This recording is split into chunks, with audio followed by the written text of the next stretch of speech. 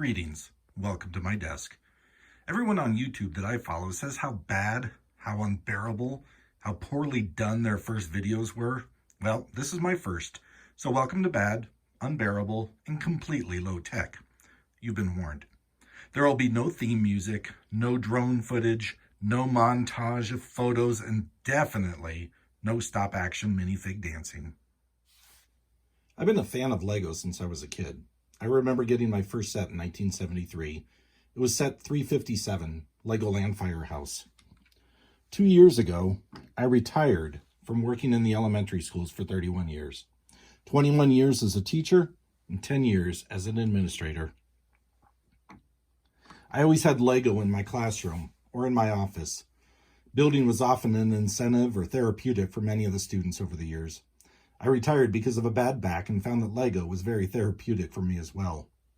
Completing puzzles and finding all the correct pieces is how I think. I put sets back together and gave them to students that had earned a reward. Finding Lego at garage sales and on sites like Craigslist kept the supply coming in. It was often during these purchases that I realized that Lego is often very generational. While finding pieces and minifigs from a Batman set from 2015, I would come across a Wild West set from 1996 or a Castle set from the 1980s. The students I worked with were much more motivated, earning a Black Panther or a Batman rather than airport worker from 1991. Those figures usually just ended up going into a tub. At retirement, I had physical restrictions on lifting and moving objects, and since Lego is pretty light, my focus turned back to that tub of boring minifigs that I had been putting aside. I then started using Brickset to catalog my ordinary figures on. I realized I had a lot of minifigs. Currently, I have over 6,400 in my Brickset inventory. I would take people like garage sale random parts guy, organize the parts, and rebuild the classic figs. 2 years ago, I started to put together a minifig master set based on the yearly database found in Brickset. I found parts from the Legoland figs that predated the minifigs. These were available from 1975 to 1977, so I started there and decided 25 years was a good time frame to take on. I had no idea what I was getting myself into. Of course, after working in schools, I had a lot of professional experience lining people up on risers, so my collection looks like they're getting ready for their pictures to be taken. According to Brickset, there are 1,450 unique Legoland figures and minifigs that were found in sets between 1975 and 2000. I know there are some figs that were not parts of sets, and Bricklist has those listed as year zero. Most of the time, I find this is because a sticker was added to a plain minifigure or was part of gear and not a set.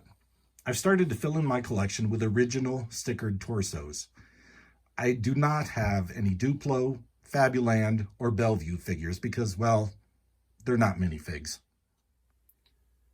When I started this collection 2 years ago, I needed about 700 figs. Now I need 4. I continue to buy Lego on Craigslist and at garage sales because you never know what you can find there.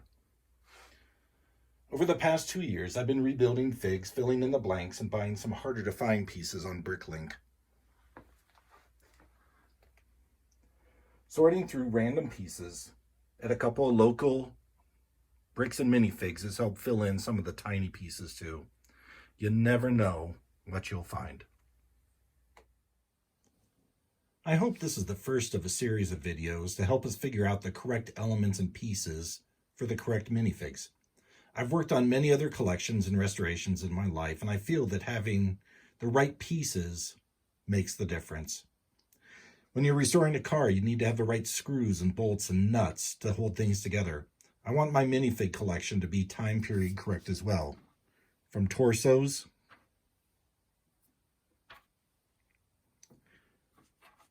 to the shape of the head, to legs with seams and no seams.